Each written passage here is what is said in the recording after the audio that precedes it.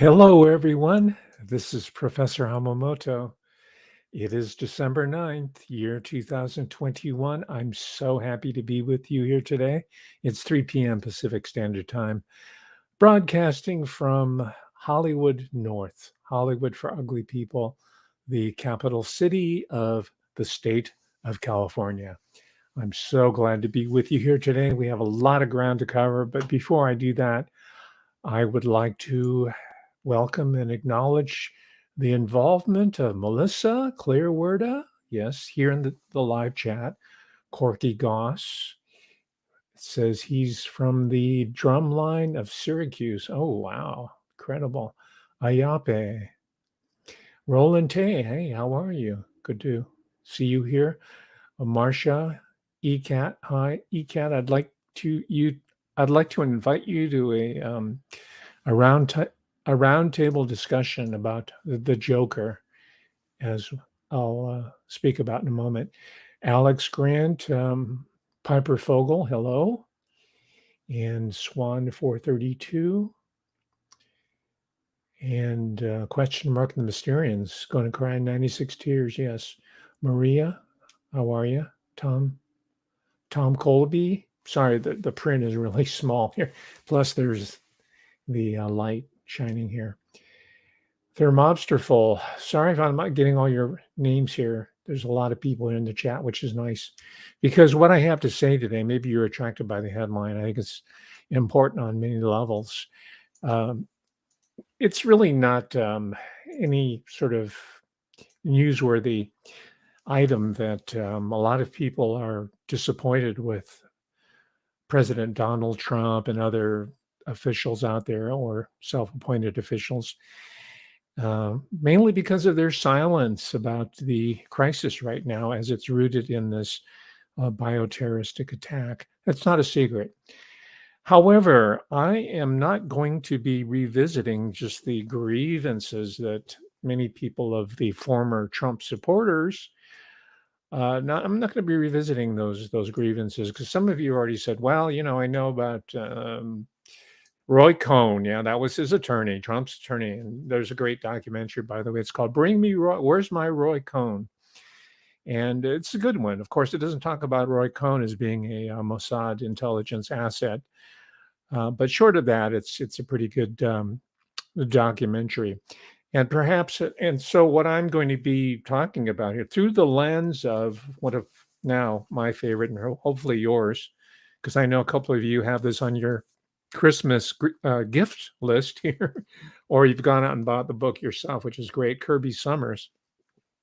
We're going to look at Trump, revisit President Trump and his network. Let's call them not a network, but more like a milieu, okay? Because they're not necessarily, they know each other. Might have had business dealings, but they're in just sort of, they called it the swamp. I'll call it the milieu, okay?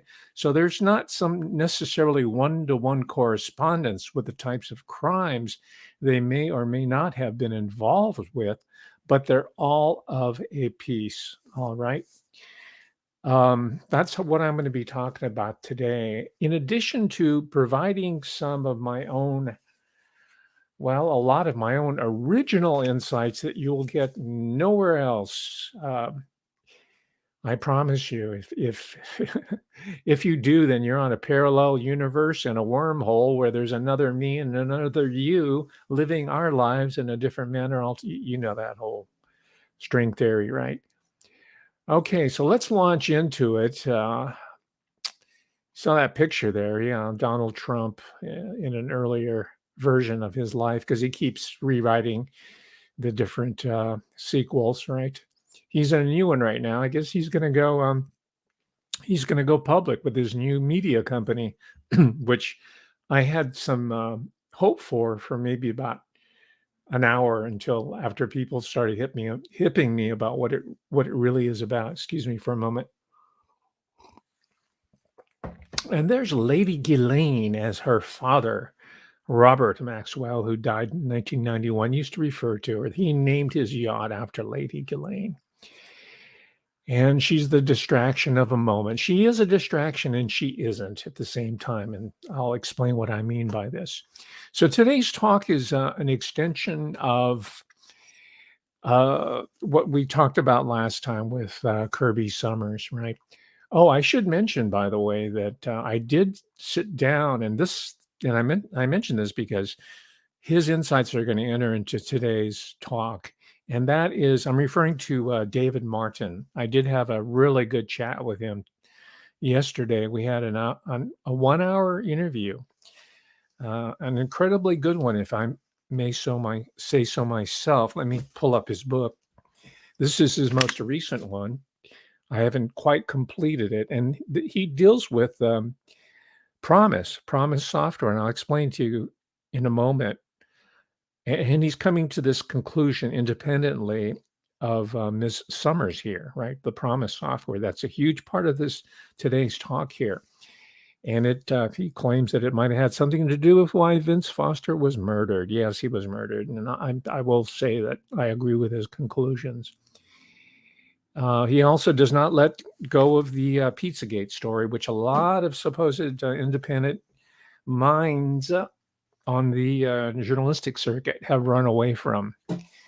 They run away from the whole Pizzagate story like their hair was on fire, right? And then I just got these yesterday. This is the second edition of the great book. It's titled The Assassination of James Forrestal.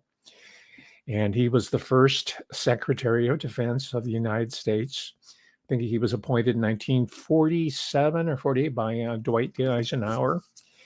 And he's got a couple of new chapters here, because I read the first one. And we talked about both of these books yesterday, myself and Mr. David Martin. And I got him to open up about some people who are supposedly independent journalists who are not all that they seem. And this came out in the Vince Foster book, that he had a relationship with certain types of journalists who turned out to be, I won't say that they're intelligence assets, but they're part of the controlled opposition. You're familiar with that phrase, right? They're part of the controlled opposition. And we're seeing tons of these people who are part of the controlled opposition who are now positioning themselves as indie journalists, right? And some of them have reached great prominence. People like Ben Shapiro, I'll call their names, or Dan Bongino was trying to position himself. I think he comes out of the military, right? Military intelligence. I'm not sure, but Dan Bongino's, and it's important to really to name who the players are. The major one. There's many smaller ones, and there's a lot of wannabes on YouTube that are just rehashing material that they saw on YouTube, right? So I got him to talk about that, and you'll find that interview quite interesting. I think I'm going to have it. I spent almost all day and part of the day doing a little bit of video editing. I don't want just an audio up there on YouTube. I'd like to have you see something, or you don't have to watch it. You could be doing the dishes or your setups, whatever it is, while you're listening to all these great programs. But I'm going to post it, and we're going to have a preview, and I'll announce it later. I think I'm going to have it on maybe Saturday, maybe Sunday. Friday, everybody's kind of busy, but we'll have it soon, and you'll get to hear the whole 59-minute interview with David Martin, which will help amplify what I'm going to be sharing with you today. And as I mentioned, some of the insights that we shared yesterday will make it in today's talk.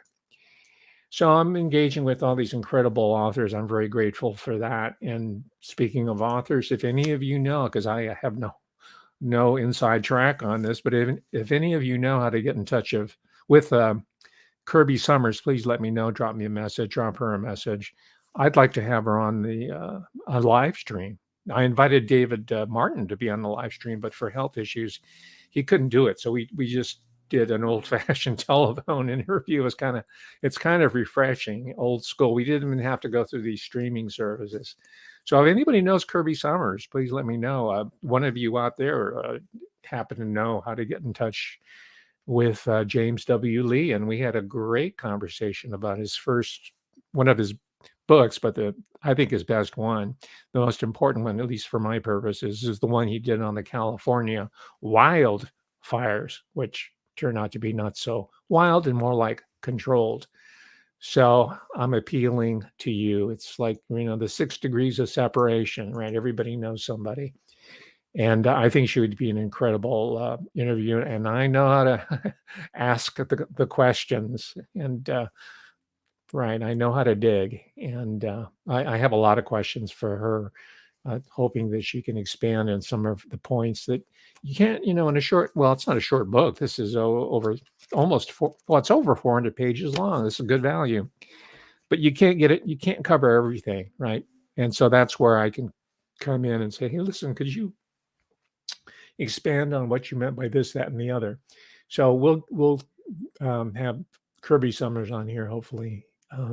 Or, maybe she'll appear in my radio show in 2022. Who knows? But her and many others as well, and the reason why I'm emphasizing this, taking so much time up front to emphasize this, is because I am convinced, not just because I'm a writer, but I'm convinced that this effort, writing, research, smut, the good, bad, and the ugly, whatever it takes, this type of constant 24-hour magnification, the scrutiny of people's behavior, their ideas, their networks, their milieu, that is what is going to precipitate a change for the better, hopefully, a change in this milieu, in this network of people.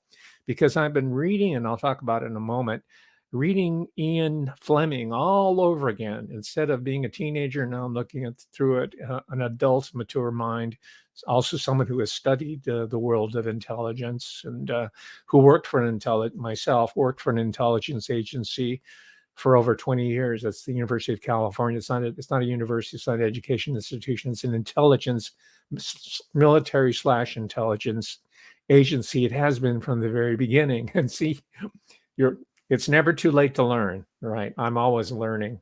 I thought it was about education, but it's really about collecting information and gathering technologies and research, both in the sciences and in the humanities, to further consolidate your power locally and globally. So it's an military intelligence operation. Most of you know that anyway.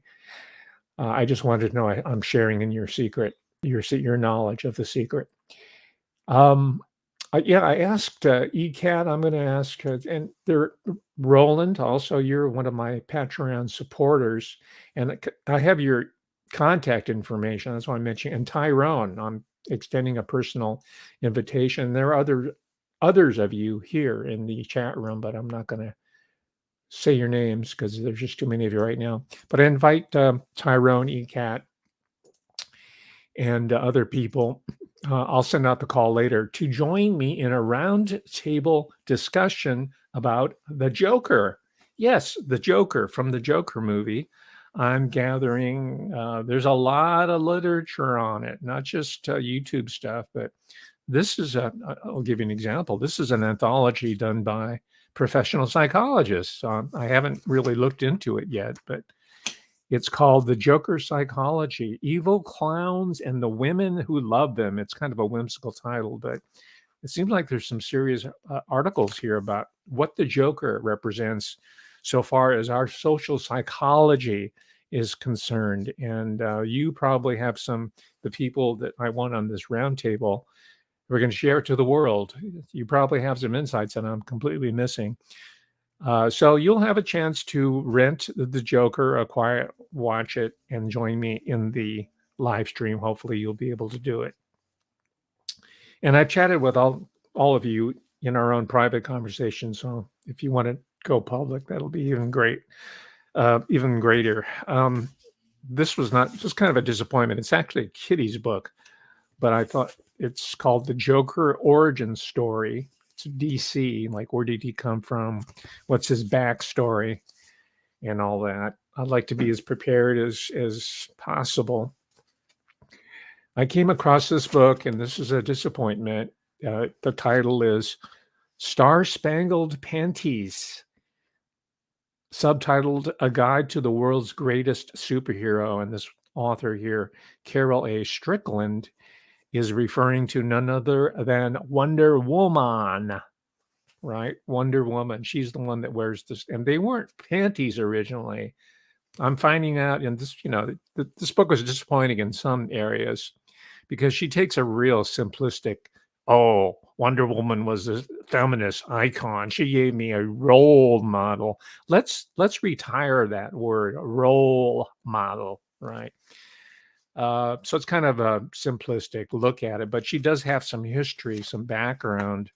And originally, she didn't wear star-spangled panties like Linda Carter, but she wore the sort of loose culottes, they call them, right? And culottes, by the way, was a feminist garment. It's like a skirt that's split there that allows you to ride a bicycle like a dude, like a man. Remember the term bloomers? Bloomers were invented by this woman who was a suffragette.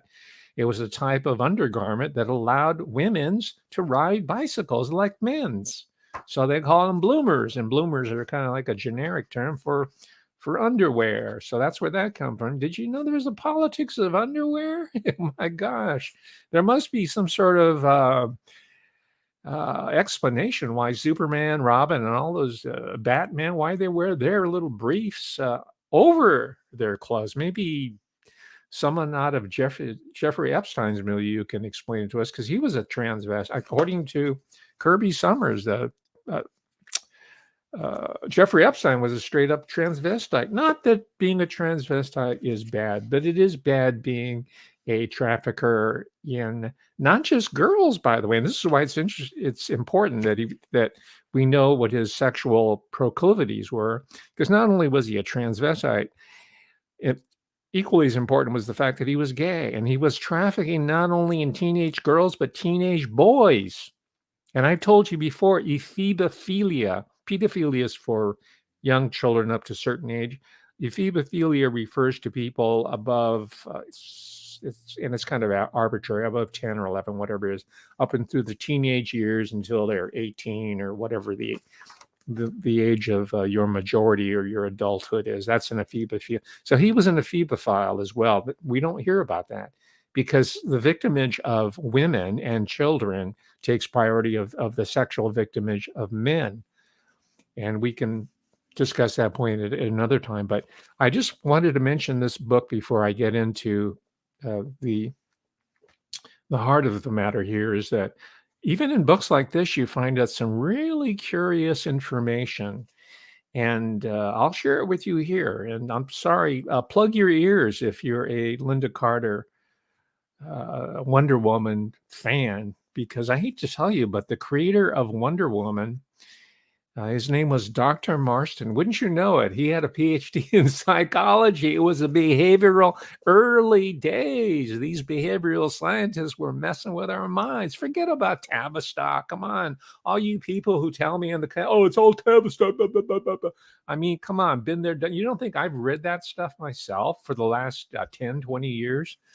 But you don't know that Wonder Woman was created. The comic was by this guy named Dr. Marston, right? PhD in psychology. But wait, there's more, just like the Ginsu knife set. Dr. Marston and his wife had a polyamorous relationship, and they had a third woman to round out their happy home. It's called Happy Family, by the way. And I can't help but think to that. And this is like, what, in the 50s? Yeah, it was the 50s when there was a comic book scare, right? And this is around the time of Kinsey. Remember Dr. Alfred Kinsey? Well, he wasn't a psychologist trained. He was an entomologist at the University of Indiana, the Kinsey Institute. We call him Dr. Kinsey, right? This is around the same time. So you had this guy who was into polyamory. Not that it's bad, but, I don't think I can handle multiple women's and living under one roof.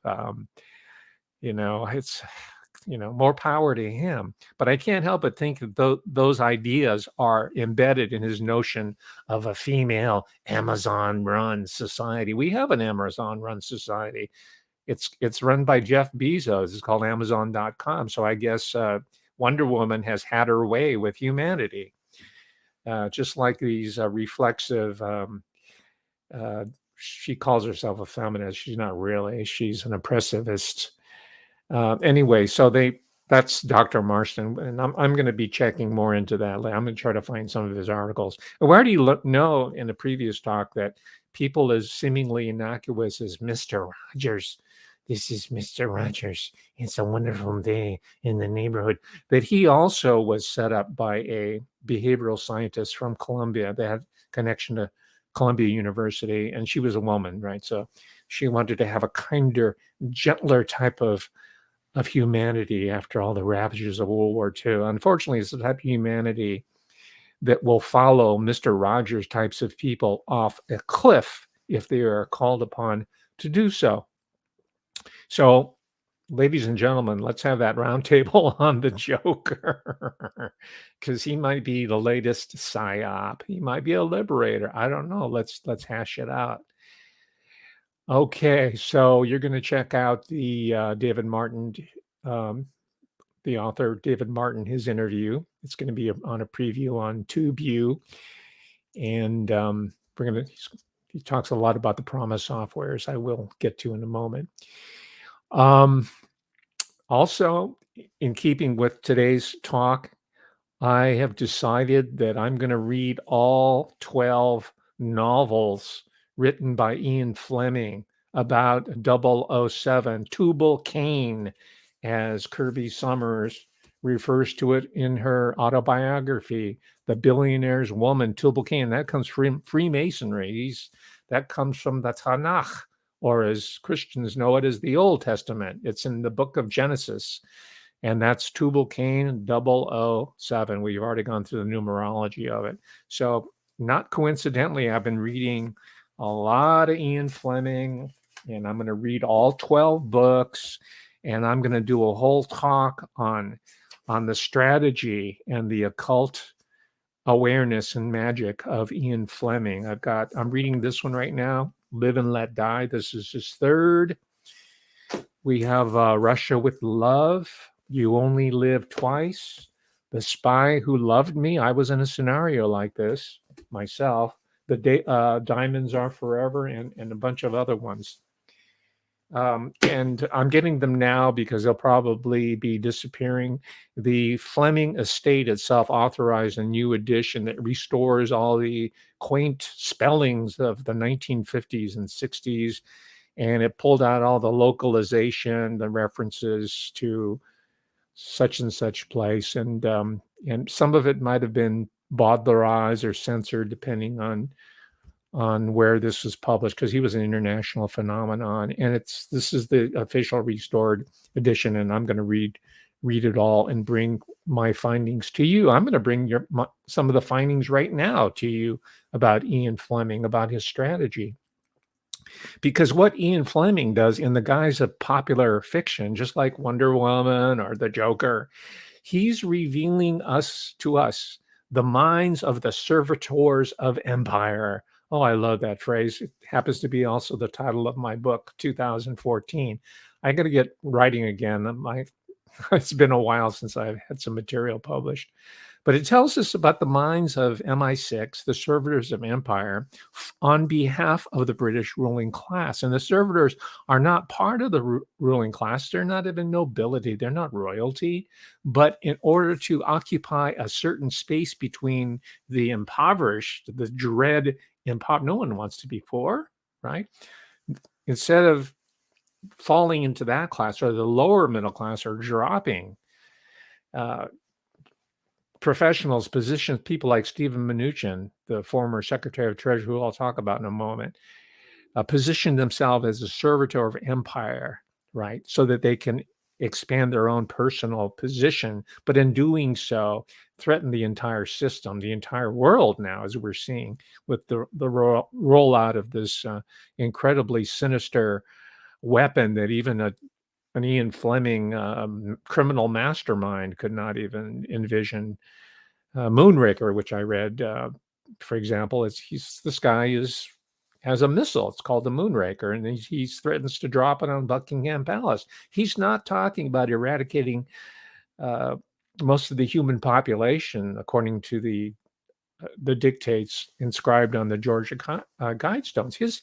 His terrorism is localized. Today, we're seeing something on a much larger scale than even Ian Fleming. Well, I haven't read all 12 volumes. Maybe there is something about a virus that ate the world. So this is an insight into the minds of the servitors of the ruling class, or the servitors to the ruling class, and especially as it concerns American servitors, like people that I named earlier, Stephen Mnuchin, and there's a whole host of them, even Leslie Wexner and Harvey Weinstein, and of course, Jeffrey Epstein, fall into that category, because if we understand their psychology, we can defeat them on the battlefield, because it is a battle of minds, a battle of wits, and it can be won. It can be won. It takes strategy, it takes study, it takes discipline. It takes being in tune with eternal truths of humanity, of God, of nature, of animals, animal spirits. It requires really, really, really deep knowledge that you do not get K through 12 or at the university.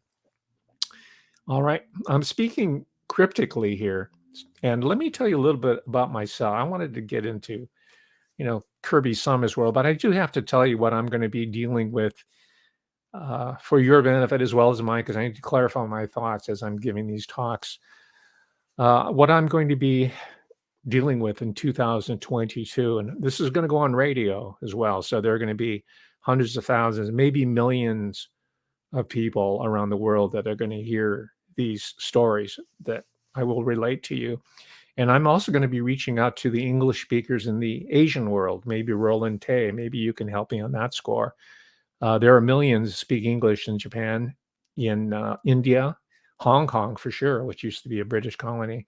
And that is a market, if you want to call it that. I prefer to call it an audience of humanity that has gone untouched in radio or any type of media. All we have is ass clowns like Quentin Tarantino, right, who pretend to presenting ninjutsu, right, with Kill Bill 1 and Kill Bill 2, the world's oldest fanboy.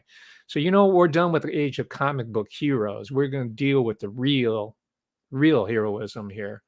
These are people who fought for their lord, their feudal lord, right? Because hierarchies are not necessarily bad. For example, if you are wed to a feudal domain with the organized along against the Mongol invasion, which happened in Japan not once, but twice, where the Mongols tried to invade. And each time they were repulsed by supernatural occultic forces. And that it was these winds, it was God winds. And we know that as kami, that's God, and kaze is wind. Kamikaze. Do you know that? No, you don't, because you watch these John Ford, John Wayne, the Shores of Iwo Jima, all these war movies. And that is your perception of what I'm about to tell you right now and into 2022. Because as Kirby Summers talks about, these intelligence agencies are grounded in magic. That's with a K. That's with, as in Aleister Crowley used to spell it, MAGICK, to distinguish it from the parlor room magic of someone like David Copperfield, who, by the way, was more than a parlor room magician. Remember the mysterious David Copperfield? Yes. Who was that guy? Mind Freak? Chris, whatever. I forgot. I like those shows, by the way. David Copperfield was an intelligence asset, as Kirby Summers established. And the reason why you haven't heard from him lately is because I don't know if he spent any jail time, but he was accused, arrested. I don't know. His name was besmirched because of his unhealthy interest in underage girls. Does it sound familiar? So getting back to the point, we're going to deal with magic. We're going to deal with magic right now. We're going to deal with magic in 2022, but we're not going to deal with David Copperfieldian magic. Oh, I'll give you another example. All right. Um, we had earlier on, some of you know this already, Uri Geller, right? He, in his own book, in his own writing, says that he was an Israeli intelligence asset, Mossad specifically. And you might know Uri Geller from his connection to the so-called remote viewing program at Stanford University, right? Don't close your mind off, right? Because I know you know it already, but you don't know as much as you think you do, right? That's what I call premature cognition, or premature, not premature ejaculation, but premature comprehension, right? Don't make that mistake. Okay. Listen, hear me out, because, before this talk even started, people are telling you, oh yeah, all you got to know is so-and-so is blah, blah, blah. Right. Yeah. I know that. I heard it too. And you're smarter. Okay. You're smart, but we'll give you credit for that. So hang on to that. It could be, and I suspected this for many years, that the whole remote viewing deal was itself a psyop, and people like Hal Puthoff, Ingo Swann, we got to look into their backgrounds and see where the front companies that were donating, or private interests, that foundations that fund it like that. But bringing people like Uri Geller in there is a big tip off. That's not to say that there is not real magic. I mentioned the ninjutsu. I mentioned the divine winds, and I mentioned Aleister Crowley. Now that's black magic, right? Well, I mentioned in the previous, yeah. By the way, these people that we're talking about today, and this is something that Summers has not gotten into yet, but I've done some background reading in these areas. But most of these people here are involved with Sabbatean magic, right? Zabbatai Zev, right? You've heard the name, right? Go beyond Wikipedia, read the texts, read the philosophy.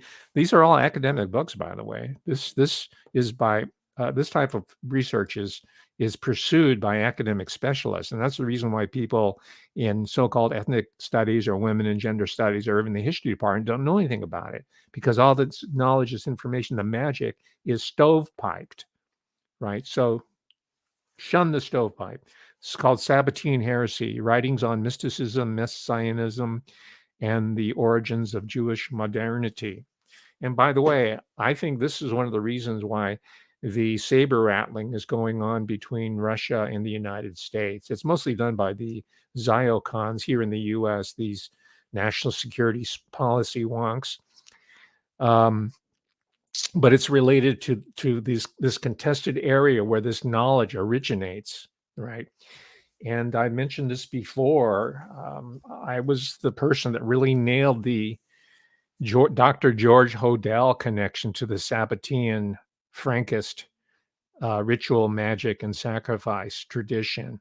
This is not mainstream Judaism, right? This is not what I'm talking about. This is one of the heresies, the offshoots, and there are Christian heresies, there are Buddhist heresies, there are Islamic heresies. If you have a religion, there are heresies, there are schisms, and so let's be honest about it. And guess what? Thank you very much, Kathy Sue. You told me that there's 2 more books that came out from George Hodel, and she's a fan as well. I have become a fan of the author, George Hodel, former LAPD detective who went back and found out that his father was most likely the serial killer that the world knows today as the Black Dahlia killer.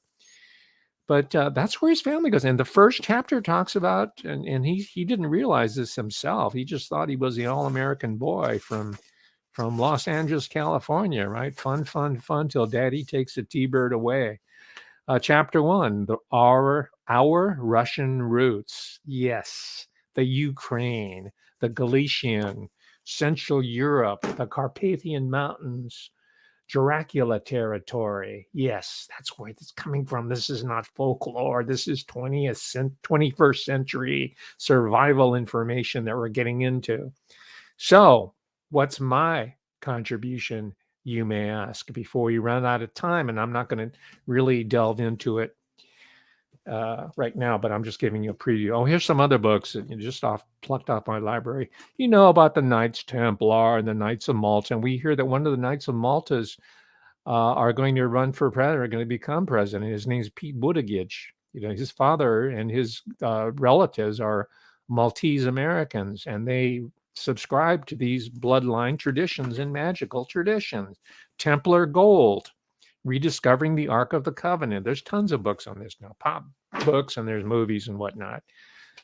And you've heard the Freemasonic magician, the life of Count Cagliostro, and all the rest, right? Okay, and I've read most of the literature myself. So, what is my contribution? Here we go, ladies and gentlemen. Fasten your seatbelts. Fortunately for you and me, because I cannot read classical Japanese language, it's more like Chinese classical language. It's very, very difficult. Even the modern Japanese people cannot read it. It's archaic. Just like we have a hard time reading in Elizabethan English, or some people have a hard time understanding Shakespeare. We need the annotated version. The same way in all languages, they have a history, and certain colloquialisms or terminology goes into use or out of use, or new words and phrases are coined. But now we have a series of translations of classic texts, and this one is by Bokuden Sugara. Bokuden, and he's known as the god of the sword. He's the god of swordsmanship, and it's translated as the 100 Rules of War, and it's a literal translation here. And I'm going back to this tradition here, and there's also illustrations. You might want to check this. I'm going back to this tradition that I was initiated into as a child by my parents first, because when I was growing up, we just had movies of Asian people and Japanese people. This is like right after, pretty soon right after the war. So there's just nothing but hate towards East Asians, Japanese, and Chinese were okay until the Chinese Revolution. Then they became the bad guys. So I grew up in that type of environment. So they had to introduce me to my own history. And one of them was being very much steeped into the culture of Okinawa, which used to be still is part of Japan, and of Japan proper. Even though my family line itself were mostly, they were not nobility, that's for sure. They were just ordinary people, but they understood the culture. And one of them was, and one of the contributions that they made to me was understanding and appreciation of what you might know as the martial arts. I don't call them martial, I just call them arts. I call them the art of living. And the art of living is also the preparation in the art of dying, or the art of suffering, or the art of of combat, of warfare, if you will. And if you don't think we're in warfare right now, gosh, maybe you should watch that woman who has 5 million subscribers, who does true crime and does makeup at the same time. What's her name? Sarian or something. It's an incredible show. She makes herself up and talks about the true crime books that she reads. And by the end, she's made up into the Joker, and will tell you all you need to know about crime A, B, or C. So I'll be talking about these traditions. They're mystical traditions, and again, I don't mean to insult you, but we're not talking about the martial arts studio at the mini mall, okay? We're not talking about the little dojo. They call themselves a dojo. It's a business there, and it's not that you see in the U.S.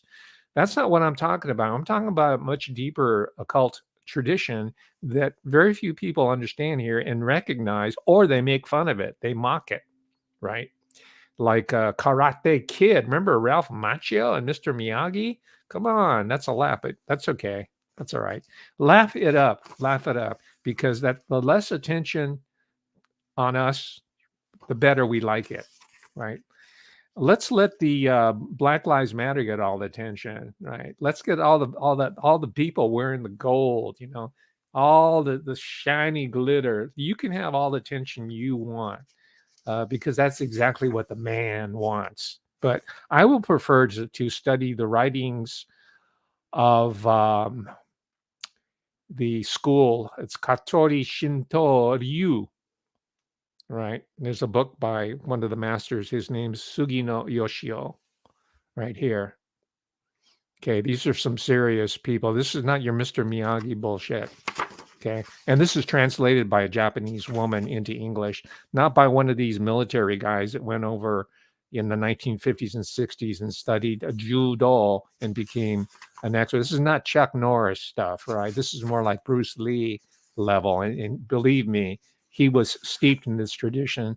And that's one of the reasons why Master Bruce Lee was murdered himself. Most of you don't know this. Even one of my friends who's a professor at the University of Hong Kong who pretends she knows. Like every time I tell her, "Oh yeah, I know. I got it. I got." It's a very common affliction amongst people in academia. But what she doesn't know is the whole Hong Kong martial arts industry run by people like Run Run Shaw, Golden Harvest, and all those great kung fu. And I liked some of them. Most of them are pretty cheesy, but I liked all the Bruce Lee ones, right? Who was born in the U.S. Those are all established by American intelligence agencies, right? Right, because it's money, it's drugs, it's women, it's trafficking, the film business, and the same way in Japan to a certain extent, in South Korea definitely. But the difference is that the Japanese martial arts films, I don't call them martial arts, I call them films that have a swordsmanship type of subplot or main plot, are drawn from the real well, not the bullshit well that the CIA wants you to see in the American movies. So we'll be talking a lot about this magic tradition and how it can help us to defeat the cabal here in the U.S. and in Geneva and in the city of London, right? Mr. MI6 himself, right? Ian Fleming was very, very much afraid of the Jappers, the Japs. Yeah, he's got a whole section. By the way, he's disparaged. I don't take it personally because he's disparaging of everybody who's not English, and rightly so. He's an Englishman. He should be proud of his people. So I don't. I just think it's really, really funny. Odd Job and Mr. Moto and all this other stuff. But because it's popular fiction, so you got to play to the prejudices of your audience. That's why you got to say, "Oh yeah, I'm playing New World," or it's all about the Chacams, right? So you got to put in some red meat for your constituency. I get it, I understand that, but we're going way beyond this here in this show, and in the radio show, which is in the offing. It's coming. Okay, let me get before I forget.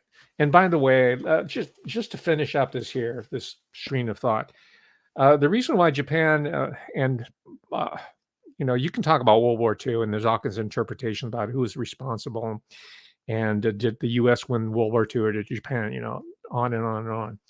But the fact remains is that by the time the Dutch came into Japanese waters, there had already been a 350-year history of Japanese people fighting amongst themselves using occult battlefield techniques, which is not just about the sword, but it's mostly about the mind. It's about the soul, right? If you see the classic Kurosawa Akira film, Shichinin no Samurai, otherwise known as Seven Samurai, and it was later remade into an American film, of course, called The Magnificent Seven. But there's a scene in there where this guy's polishing the sword. And the sign is translated as a polisher. He's not polishing the sword, he's polishing your soul. That's your soul, right? And the dojo, not the one at the mini mall in your neighborhood, but the dojo, that means the office, the hall. It's an enlightenment. It's a hall of enlightenment. This is where you go to be enlightened, not to earn your yellow belt, your black belt, your whatever it is. Okay. So by the time the people of the empire came around, the European empire, the bankers, the Dutch bankers, right? The predecessors of Anne Frank and the Rockefellers and the Dutch Jews who settled New York and financed all these overseas long distance trade right over there. By the time they tried to take over Japan, these people are already ready for them. All right. And we're still ready for you. We're still ready for you because because you know what? They do their research. Let me give you an example. It's not about the sword. It's about the mind. It's about the soul. In fact, you don't want to use the sword. You do not want to use the sword. You will use it if necessary, but you don't want to use the sword. You want to use the mind, right? Just like the attorney for the University of California, Donald Margolis. All right.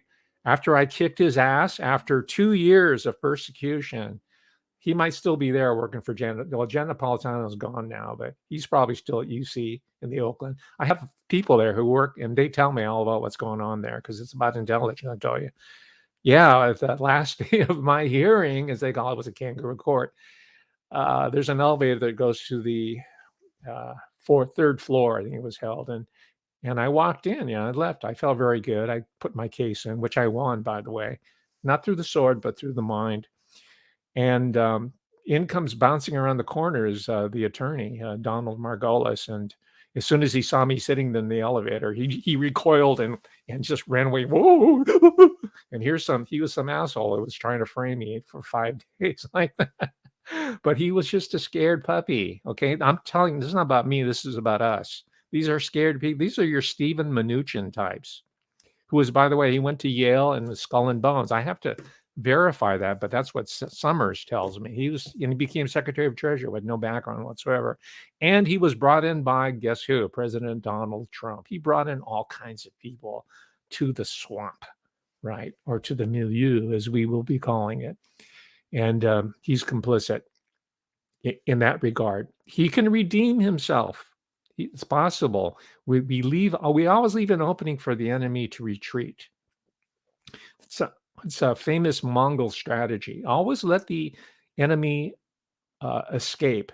And then once they're fleeing for their lives, then you can double back on them and get them from the back. Oh, yeah. Mongol warfare. Study it very carefully, right? The Mongol warfare is the largest land-based empire in recorded history. It went all the way. They tried to get Japan, as I told you before. It went all the way from the East Asian mainland all the way to Persia, okay, at the same time, and Central Asia, Russia, all of that. So anyway, I'm digressing here. What I wanted to mention here is that, and again, it involves Japan, who believes not in just the sword, but the soul and the mind. It's all one. And this is something that I read out of the Summers book today. I finished it right before, 1 hour before today's live cast. But she mentions, Summers mentions, the case of Joichi Ito, and I mentioned him last Tuesday. We know him as Joey Ito, or Joy, because he was a joy boy toy for the gay talent spotters for the CIA and for the intelligence agencies. They have them in the Philippines, they have them in Cambodia, they have them in Vietnam, they have them in China. I'm sure there's tons of them in Beijing trying to recruit or turn out the gay guys and bring them here to the U.S. And they did that to Joichi Ito. How do I know? It wasn't from her. Summers takes credit for it, but she doesn't get the credit. The credit for Joichi's exposure goes to my friend and colleague, Yoichi Shimatsu. Right, Shimatsu-san, thank you very much. But she did mention, this is interesting, that Joey, and he was the head of the MIT Media Lab. Ito was the guy that took $2 million from Jeffrey Epstein as a contribution, let's call it, to get some of the first look research that's coming out of the Nicholas Negroponte intelligence CIA asset MIT Media Lab. So he was just some sort of male trick that they found in the back streets, Kabukicho of Tokyo. He didn't have a college degree, and they brought him over to run this media lab as their boy toy, joy boy toy. So he's taking these payments from transvestites like Epstein, who liked boy toys himself, just like Joey Ito. So what Summers tells us here in this book at the very last part is that there were two markets for this first edition of this book called Jeffrey Epstein, Spy, Predator. I'd like to get the first edition. This is the second or the third edition. The main market, of course, was the English-speaking audience, English reading audience here in the USA, Britain, and wherever else that the retailer that they ate the world mails to. But the second largest, and it's a large audience of orders from this book, and she got the analytics, I guess, from I'll say the word Amazon herself, was from, guess where? Japan. And the reason is because they had been reading the Shimatsu articles, and they were reading from this is where we come in. They were reading the material that was being exposed, not through the Boston Globe, the New York Times, the Washington Post. They were reading from us this material talking about Joichi Ito, or Joy Ito, is being involved in this MIT pedophile ring. That also was responsible for the suicide, quote unquote, of what's his name? Not Adam. I keep thinking of Seth Rich, but Adam, you know it. There's a great documentary. It'll come to me in a moment. But he was an MIT guy. He also went to Stanford. He was so advanced, his graduate seminars were boring, and he dropped out. But he wound up as a suicide thanks to JSTOR and MIT, where he was gathering intelligence, probably on people like Joy Ito. But anyway, the point is that because of this type of independent research, because again of the intelligence, because of this knowledge and information warfare, Joy Ito, who was up for a job as the top guy, the head of the digital, she translates it as digital agency, I don't know what it is, of Japan. This is a government position, right? That's an important position. They're creating a leadership position in digital technology, and they were going to hire Joy Ito of MIT, who had resigned. They were going to do it because they didn't have any information. They were just getting, he got his hand slapped because it was, sort of a uncomfortable position he found himself in.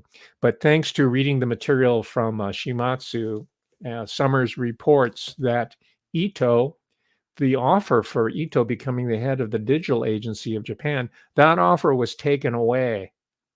So he's out of a job. He didn't get that job for sure. Maybe he'll get a job for Bill Gates or Jeff Bezos. Probably some American company would love to have Joe Ito, even though he doesn't have any information. He never did. He was a procurer, right? And the Japanese don't want to be embarrassed. They have pride. They don't want to be embarrassed by having people such as this working for a government agency. So he's out. So anyway, this is the power of now. This is the power of Bujutsu. That's a warrior, the warrior arts, right? Which is really about intelligence and information. This is what Yoichi Shimatsu has, who, by the way, comes from one of those warrior families. It's the same warrior family that conquered my family in the Okinawa area. But hey, we're allies now. Okay, now here's the. I want to get to this before I get into the more. Well, I might not have a chance to get into the more commonly known knowledge. Here's the major takeaway point that I want everybody here to get. No, you're not going to hear this putting together here, the synthesis, the way I am.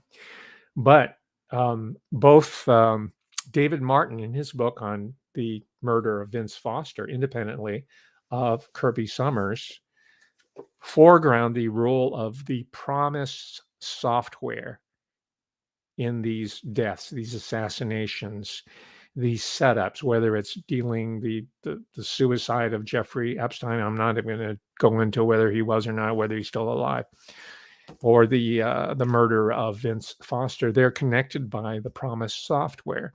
And please don't tell me about Danny Castellaro. I read the book on Octopus. I know that stuff. Be patient, will you? Don't be afflicted by premature contraception or comprehension. I'm sorry, right? Comprehension precox or ejaculatio precox, otherwise known as premature ejaculation. So before you ejaculate, say, yeah, I know everything about prom. You don't, because here, let me break it down for you. I am arguing that the Promise software, because not just these two writers, looms so large in the storyline, is really the core of this book. It's not Jeffrey Epstein, but it's the Promise software that is the core, and it's not Ghislaine Maxwell trial, right? That we know it's a show. It's the Promise system, software system, that is at the heart of why all these people are dropping dead or being prosecuted or thrown under the bus, so to speak, losing their careers or making careers. Let me explain. And I'm going to assume that most of you know the backstory of the Promise software and how it came into the hands of the controllers, mostly the American / Israel, the Ziocon connection here, are the people who are have a monopoly on the Promise software, which they stole from a seemingly, maybe that's a legend itself, but seemingly an innocent couple, and you know all about the lawsuit. But I will state here, this is the takeaway point, that in order to have a total information awareness system that we're moving into here, where all your medical records, including prescriptions, whether you're vaccinated or not vaccinated, your health history, any mental health problems, you've seen a therapist, right? You got your banking, your medical records, you got your banking records, including your credit card information, what you're buying, the merchandise, the services, right? And commercial transaction, your housing, car purchases, your academic record, K through 12, education, the awards you receive, whether you're a member of Junior United Nations or the aspiring New World Order club, your club memberships, your or whether you're Skull and Bones, the court records, criminal history, misdemeanors, litigation, judgment, anything they could use against you, right, for leverage to get you to work for them. I mean, these are spokes, let's call them. The hub is the Promised software. That's really what we're talking about here. The hub is the unwobbling pivot, as Ezra Pound once translated a book of poems from classical Chinese. It calls the unwobbling pivot. And these are the spokes of it: the banking records, the medical, the commercial transaction. This is the wheel. This is the wheel of fortune. This is the primary tool by which the New World Order, the deep state, whatever you want to call it, this is the Maltese Falcon writ large, right? This is what holds it. This is what will allow for total information awareness. This is what will allow for that phrase that we all know and love, full spectrum dominance. This is what it's all about. This is what NATO, the NATO Caliphate, the United Nations, NATO / Caliphate, and all their different outlets, whether it's in Tel Aviv, City of London, Tokyo, Washington, District of Columbia, or Dubai, or wherever it is. This is what's going to bind it all together. All right, that's the overarching takeaway point that I'm giving you today. Now, the good point, the good part is that so far the people who are doing the upgrades for the Promise software and who are really responsible for looking at it are not just AI. They're not at the AI level yet. They're still human beings. And guess where all this information comes from? It comes from people who are these institutions. They call them leakers or whistleblowers. These are people who decided that, hey, I signed up as a technician. I didn't sign up to destroy humanity. These are your Edward Snowdens. I know there's some debate whether he's for real or not, or Julian Assange, right? These are two more obvious people. That's why I'm mentioning them. But there are millions of them who are in government, they're in academia, they're in the military, they're in the intelligence agencies, they're in healthcare. We're seeing in the medical profession, surprisingly, even for me, isn't as locked down as we might have thought. There are a lot of people who are presenting information out there. And you're going to see more people from the software community, from the IT community coming forward as the clampdown gets tighter and more people realize, hey, I'm going to be thrown under the bus along with everybody else. You're going to see an opposite and equal reaction on the part of people who want to survive the culling, the grand culling that is being marketed to us as the Great Reset. So clear away the fog, right? All the superhero stuff that we've been talking about. It's about the Promise software, and it might go under a different name by now, but I'm just using the commonly known terminology here so that we can understand what's really being contested here as we head into the new year. Now, let me just finish up real quickly because this is the more obvious stuff, and I wanted to save it for last because it's expendable. I can cut it off. I just wanted to get the Promise material out to you first. But Trump and the Maxwell Network via Jeffrey Epstein are connected at the hip. I want to conclude there. There is still time for redemption on the part of President Trump, right? The great religious traditions, the great spiritual traditions say it's never too late. It is too late, however, when you hear that fateful drop of the doors, as in Nuremberg, or when you're burning in hell. But up to that point, there's always time for redemption. But they're connected because the estate, Trump has an estate near the Clintons, upstate New York, Westchester County. He has his estates right by Ghislaine Maxwell. He wanted to be where the power was concentrated, right? Not very many people know that a woman named Katie Johnson in 2016 sued both Donald Trump and Jeffrey Epstein for rape. And Johnson claims that Donald Trump raped her when she was only 13 years old. This is in page 4. This is not me saying it. It's on page 420 of the Kirby Summers book.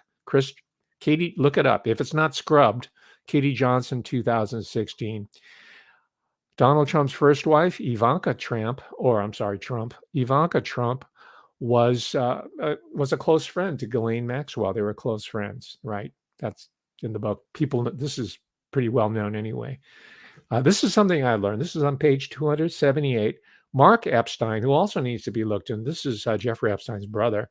Mark Epstein claims that Trump's oldest children from multiple wives, including Ivanka, Donald Jr., and Eric Trump, referred to Jeffrey Epstein as Uncle Jeff. And I would include to this is me editorializing, it's not in the Summers book, but I would include Jared Kushner in this name because he seems to be sort of the pivot man in this Mossad, Israeli, U.S., British, and partly Japanese, by the way. It's not Chicom. Japan's involved here in part of the shadows. I think that was one of the reasons why they might have been interested in Joichi Ito. But they were a lot closer than President Trump lets on. They called him Uncle Jeff. Also, speaking of proximity, the 20-acre Mar-a-Lago estate in Palm Beach, Florida, which since the time of Joseph P. Kennedy was the sort of the playground for the ultra-rich, Wall Street type people and the rich and the famous, the powerful, right? It's only 2 miles. Mar-a-Lago is only 2 miles from the Epstein estate. And they were buddy-buddy. They would ask each other they would even share domestic helpers. And I'm sure there wasn't just one or two there. There were probably a whole group of people that could have helped them around the estate, but they were fairly close. They're fairly close. And this is according to independent journalists who've revealed this information. So they have sources in the law offices at the government agencies or in law enforcement, or in case of, let's say, government. Sometimes interns share this information. So this is all fairly well known. This is not secret information that's going to get you or me in trouble. It's all fairly well known. And I mentioned this early on, but Steven Mnuchin, right? I don't think it was a case of keeping your enemies close to you. I think it was a case of keeping your assets close to you. In the case, speaking of President Donald Trump and his cabinet appointments, because one of the key cabinet appointments, Secretary of Treasury in specific, was, as I mentioned before, an trained attorney by the name of Steven Mnuchin. And he was a Yale University graduate, and I have to check it out. He was supposedly a member of the Order of Death, Skull and Bones. Wow, we're in the 21st century, and that continuity remains, right? So Annie Jacobson is not the definitive story, right? All that stuff that comes out that you think you know everything about, you're guilty of premature ejaculation, let's call it. So just hold your horses, right? And there's more, like the Ginsu knife set. As an attorney, Stephen Mnuchin helped set up the modeling, quote unquote, agency by the name of MC2, right? A play on the Einstein MC squared. As an attorney, Mnuchin helped set up the modeling agency owned and operated by the intelligence asset known as Jean-Luc Brunel.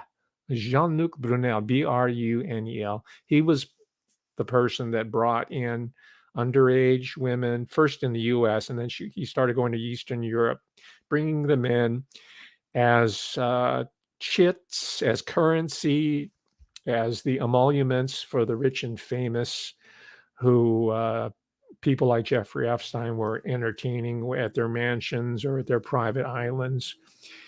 And of course, the usual suspects, their names were there. Alan Dershowitz, who was, by the way, one of Jeffrey Epstein's attorneys, including people like Bill Clinton, Hillary Clinton. But Donald Trump was also on the manifest. Now, Virginia Roberts, known today as Virginia Giuffre, said that she never saw Donald Trump involved in any sort of unseemly activity. But there was close proximity between Epstein and Trump. And I think this helps explain the deafening silence that the public of his former supporters, the deafening silence that we have been expecting. And I voted for him twice. Okay. Not because I necessarily believed in Donald Trump. I knew he was a crook going from way back, but I voted him because I wanted him to neutralize the other crooks and have them fight amongst each other. It's called the Yojimbo defense, right? That's where the Yojimbo, right, the bodyguard goes in, hires on as a mercenary. He goes to the two warring camps in this village. They're fighting amongst themselves. And what he does is pits the two sides together and they exterminate themselves and the village goes free. So I was using the Yojimbo. This is another classic Kurosawa Akira film. I was using the Yojimbo strategy in order to put Trump in there to help them destroy one another so that we, everyday average Americans and the people of the world of free humanity, can once again live our lives. And I think that's how it's going to play out, right? In the meantime, we have to run the clock, stay strong, keep digging for information, talking amongst themselves, but eventually the fire will extinguish the fire, right? These people who are in this particular world that they think that they've created for themselves are eventually going to destroy each other. That is the Yojimbo defense. You don't even have to use a sword. You use your mind. Thank you, ladies and gentlemen. Have a good weekend. Bye.